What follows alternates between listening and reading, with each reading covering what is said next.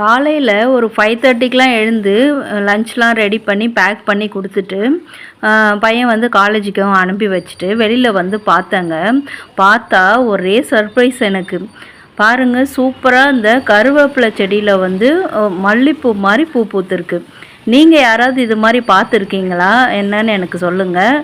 இது வந்து என்னோடய லைஃப்பில் வந்து ஃபர்ஸ்ட் டைம் நான் பார்க்குறேன். எனக்கு ரொம்ப சர்ப்ரைஸாக இருந்தது. அதே மாதிரி ரொம்ப சந்தோஷமாகவும் இருந்த மனசுக்கு இந்த மாதிரி ஒரு பூ வந்து பூத்துருந்ததை பார்த்தது. பூ பூத்தது அதுவும் கருவேப்பிலை செடியில். பாருங்கள், நல்லா உங்களுக்கு அந்த லீஃப்லாம் நோட் பண்ணி பார்த்தீங்கன்னா தெரியும். இது வந்து கருவேப்பிலை செடி. இது வரைக்குமே நான் வந்து இது வந்து பக்கத்து காம்பவுண்டில் வளர்ந்துருக்கிற செடி தான். நான் டெய்லியுமே இதை நோட் பண்ணுவேன். ஆனால் பூ பூத்து நான் இன்றைக்கி தான் பார்த்துருக்கேன். அதை உங்ககிட்ட ஷேர் பண்ணலான்னு வந்தேன். வெல்கம் டு தேவி பத்தூஸ் கிச்சன்.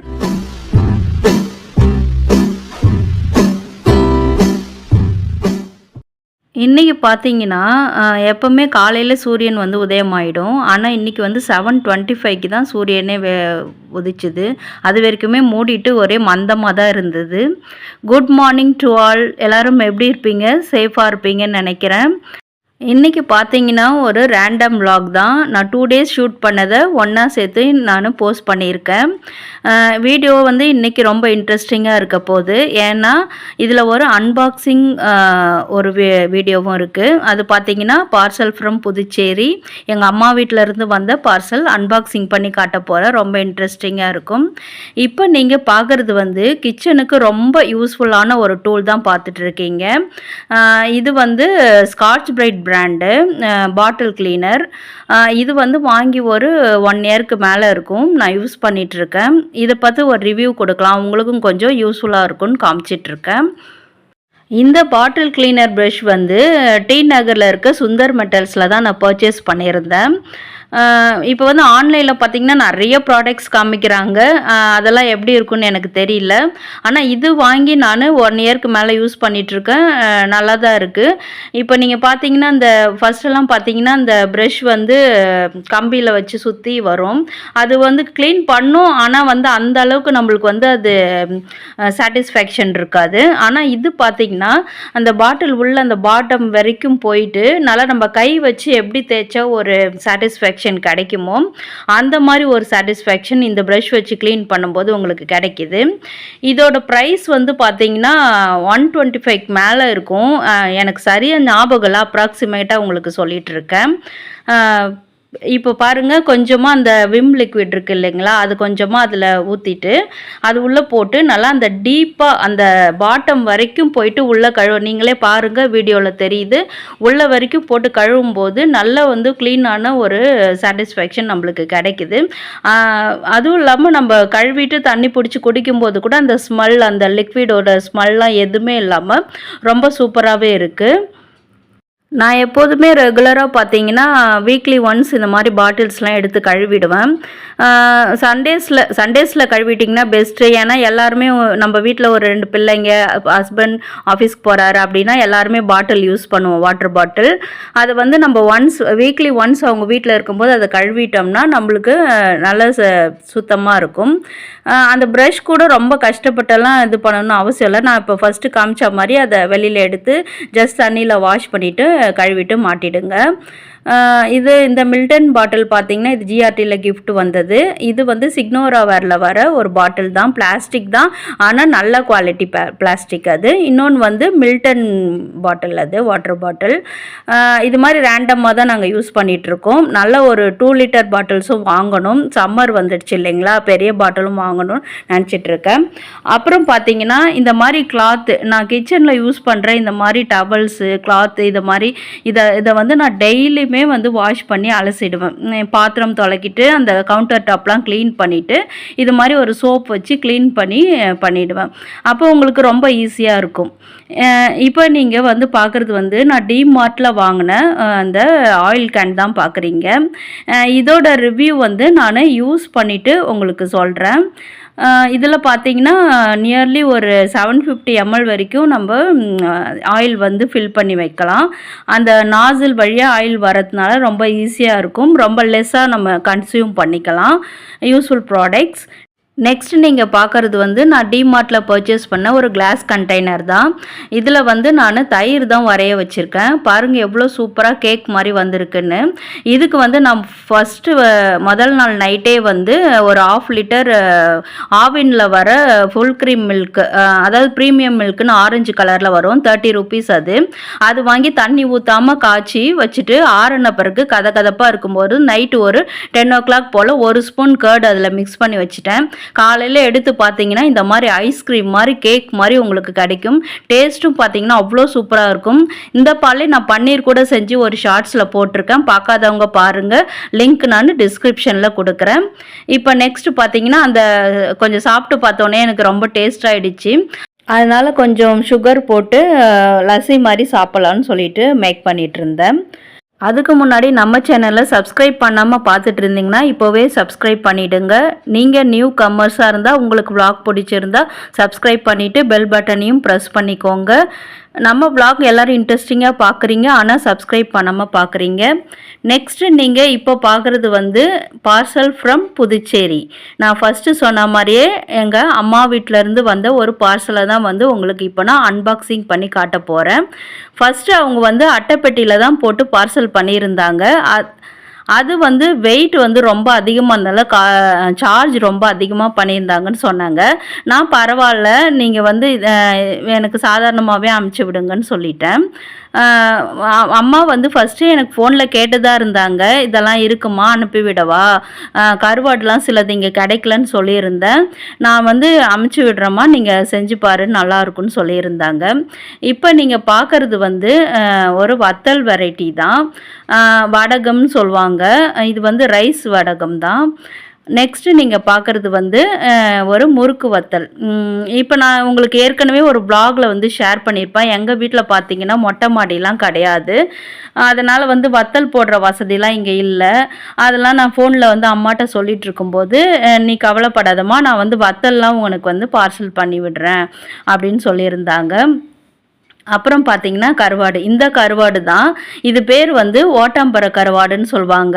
இது வந்து சென்னையில் ரொம்ப ரேருங்க. நான் எல்லா மார்க்கெட்லேயும் சர்ச் பண்ணிட்டேன், எனக்கு கிடைக்கவே இல்லை. அதனால தான் வந்து ஊர்லேருந்து அனுப்பிச்சிருப்பாங்க. நீங்கள் நினைப்பீங்க கருவாடுலாம் இங்கே கிடைக்காதான்னு, அதுக்கு தான் இந்த டீட்டெயில் உங்களுக்கு சொல்லியிருக்கேன். இது வந்து சொரா கருவாடு. ஃபஸ்ட்டு பார்த்தது வந்து வஞ்சிரம் பீஸு. ஒன்று தான் நான் கேட்டிருந்தேன், அம்மானாலே தெரியும் இல்லைங்களா, பொண்ணுக்குன்னா எல்லாம் கூட சேர்த்து இன்னும் கொஞ்சம் வாங்கி அனுப்பிச்சிட்டேன். இதுதான் வஞ்சிரம் பீஸு.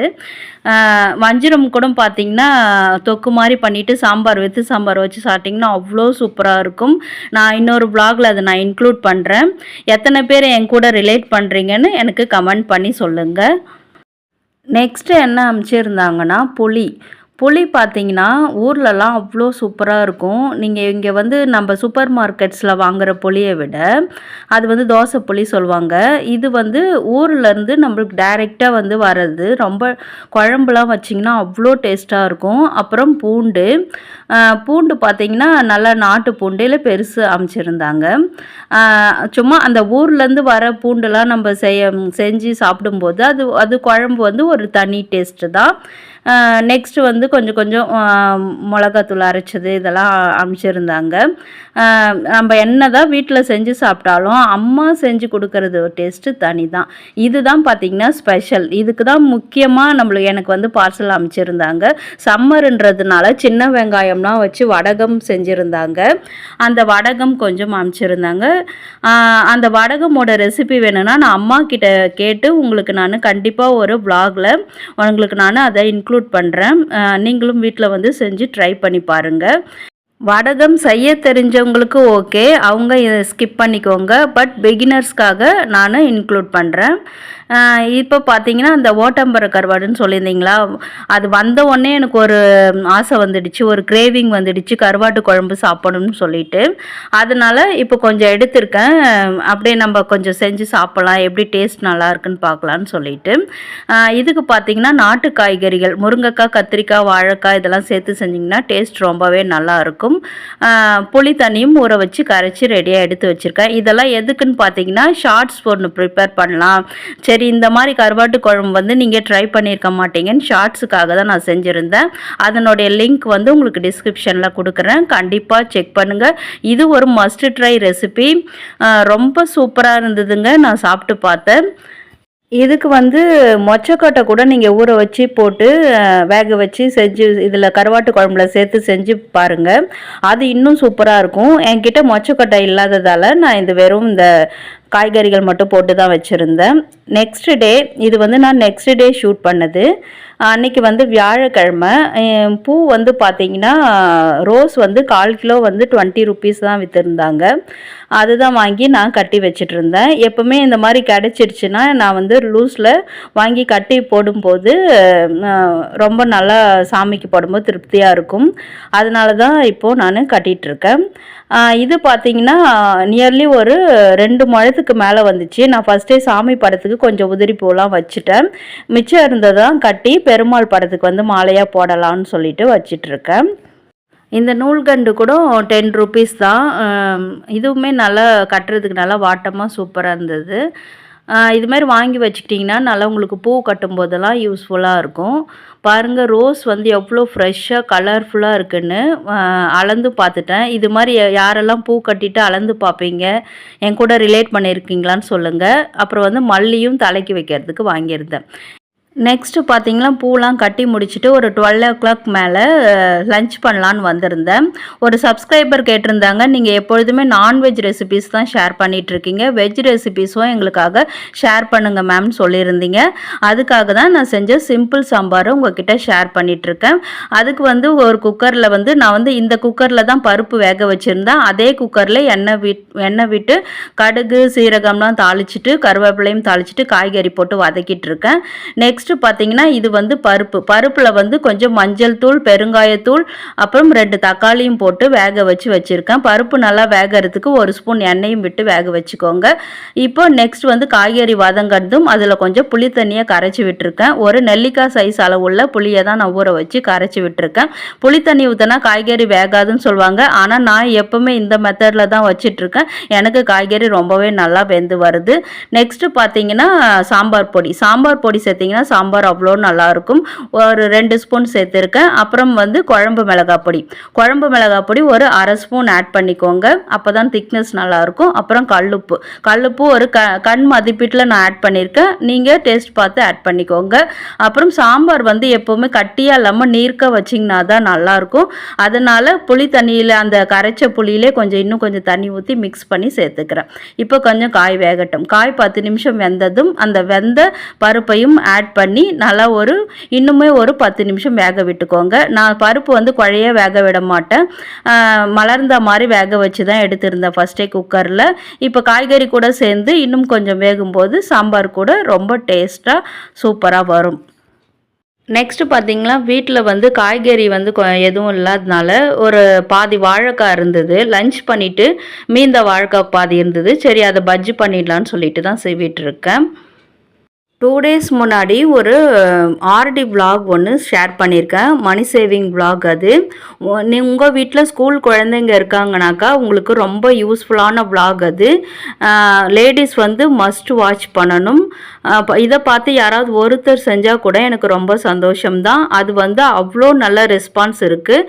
உங்களுக்கும் என்னுடைய சப்ஸ்கிரைபருக்கும் யூஸ் ஆகும்ன்றதுக்காக தான் அதை நான் ஷேர் பண்ணியிருந்தேன். பார்க்காதவங்க பாருங்கள், லிங்க் வந்து டிஸ்கிரிப்ஷனில் கொடுக்குறேன், மஸ்ட் செக் அவுட். அப்புறம் நம்ம சப்ஸ்கிரைபர்ஸ்க்கு ஒரு குட் நியூஸ். நம்ம தேவி பத்தூஸ் கிச்சன் வந்து ஃபேஸ்புக், இன்ஸ்டாகிராம் பிளாட்ஃபார்ம்லேயும் இப்போது வந்துட்டுருக்கு. நல்ல குட் கண்டென்ட்ஸ்லாம் வந்துட்டுருக்கு, மறக்காமல் செக் பண்ணுங்கள். பஜ்ஜிக்கு வந்து எப்போதுமே ஒரு 1/2 hour முன்னாடியே நான் மாவு கரைச்சி வச்சுருவேன், அப்போ தான் நல்லா ஊறி ப்ளஃபியாக வரும். நெக்ஸ்ட் வந்து சாம்பாரில் கொஞ்சம் வெல்லம் ஆட் பண்ணிக்கிறேன்.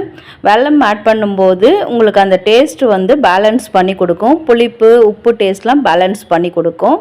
நெக்ஸ்ட்டு வந்து கொத்தமல்லி தழையும் தூவி அரைக்கிட்டால் அருமையான சாம்பார் ரெடி ஆகிடுச்சு. நெக்ஸ்ட்டு வந்து பஜ்ஜியும் சுட்டு அன்றைக்கி லஞ்ச் வேலையை முடிச்சிட்டேன். அப்புறம் நிறைய சப்ஸ்கிரைபர்ஸ் கேட்டிருந்தீங்க, இப்போலாம் ஏன் நீங்கள் பிஹைண்ட் த சீட்ஸ் போடுறது இல்லைன்னு கேட்டிருந்தீங்க. பிஹைண்ட் த சீட்ஸ் பார்த்தீங்கன்னா எதனா சுவாரஸ்யமாக நடந்தால் தான் நான் போடுவேன். இதுக்காக வீடியோக்குன்னு சொல்லிட்டு நான் எப்போவுமே மேக் பண்ணுறது கிடையாது. அடுத்தடுத்த விளாகில் பார்க்கலாம். எதனா இன்ட்ரெஸ்டிங்காக நடந்ததுன்னா கண்டிப்பாக உங்களுக்கு அதை நான் ஷேர் பண்ணுறேன். இந்த vlog உங்களுக்கு யூஸ்ஃபுல்லாகவும் இன்ஃபர்மேட்டிவாகவும் இருந்திருக்கும் நினைக்கிறேன்.